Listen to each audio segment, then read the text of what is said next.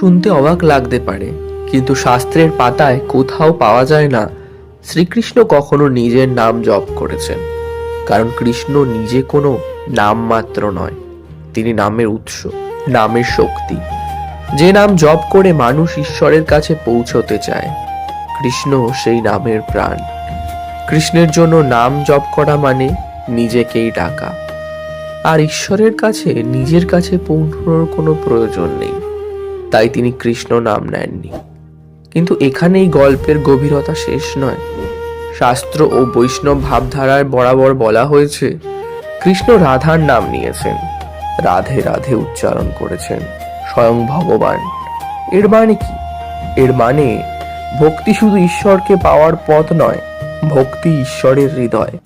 রাধা হলেন সেই ভক্তির সর্বোচ্চ রূপ, নিঃস্বার্থ প্রেমের প্রতীক। তাই ঈশ্বর নিজেই ভক্তির কাছে নত হন।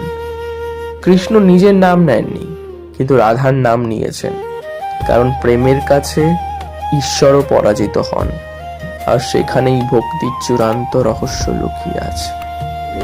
রাধে রাধে।